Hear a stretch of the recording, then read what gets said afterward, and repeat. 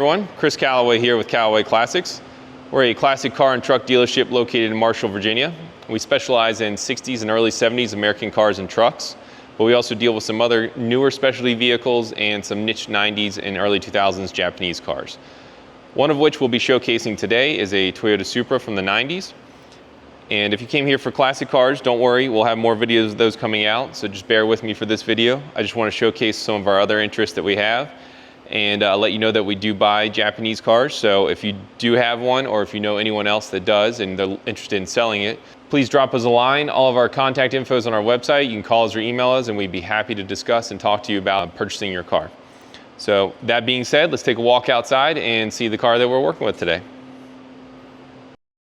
So here's our 1996 Toyota Supra twin turbo from the factory. It's in really nice condition. It has 35,000 miles on it. It's finished in deep jewel green.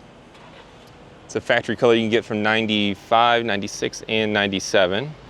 And there was another shade of green called Imperial Jade Mica that you could get in 97 and 98. They made about 250 in this color for the twin turbos. So it's not as rare as Anthracite or the Royal Sapphire Pearl, the purple one, or Quicksilver, but personally I think this is better than all those colors. Just a really pretty color combo with the tan interior and the green exterior. If you're not that familiar with the Toyota Supras, from 93 to 98, they were sold in the United States. They made a little over 11,500 for the twin turbo and non-turbo versions. Out of those, there were about 7,000 that were twin turbo with either an automatic or a 6-speed manual. So this car is automatic. Fun fact, you could only get automatic in 1996.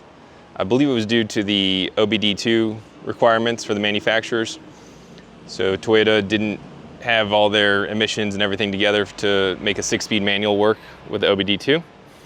So if you ever see a twin turbo, quote unquote, factory car with a manual, it's not correct. You can only get automatics in 96. And much to, I'm sure, many of viewers' dismay, this is not a 1,000 horsepower Supra. It's actually all stock. This was kind of the other end of the spectrum.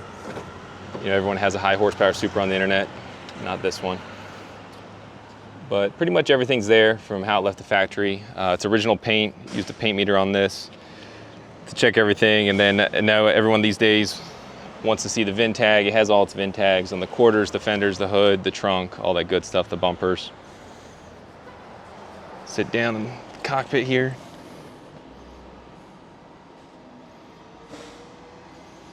In pretty nice shape.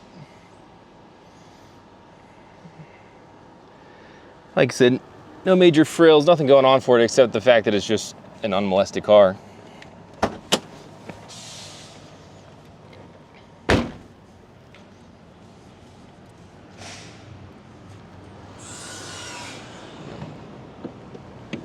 Unmodified from what I can tell, but you know, every car has a story, you never know, but this seems to be pretty well put together.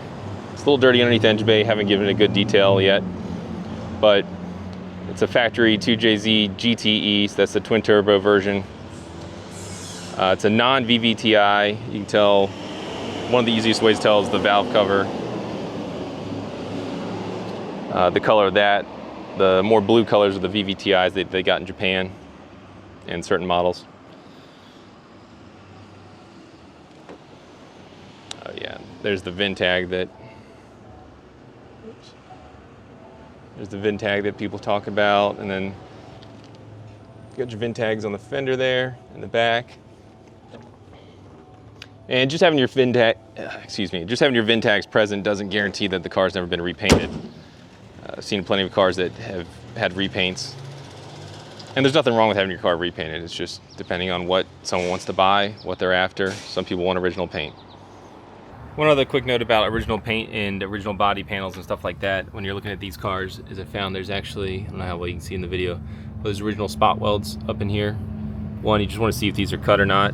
Again, if you've modified your car, no big deal, but if you're looking for an original car as it hasn't been modified, there's these factory spot welds you can barely see here. Right here, and then there's a few along the lip here on the underside. That's a pretty good sign. I've seen cars that otherwise have been quote unquote original paint, untouched, but they're missing those. and then come to find out, if you put a paint meter on it, there's a bunch of Bondo there. You know, some kind of work's been done there. So that's another little feature about these cars that I don't think too many people know about. Another neat feature about this, it has the factory polished wheels on it.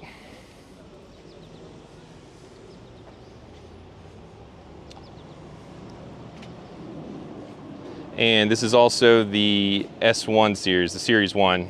Some people call it the S1, S2. So in 97, 98, the year after this one, they got different taillights and different headlights and a few new little upgrades on the front bumper.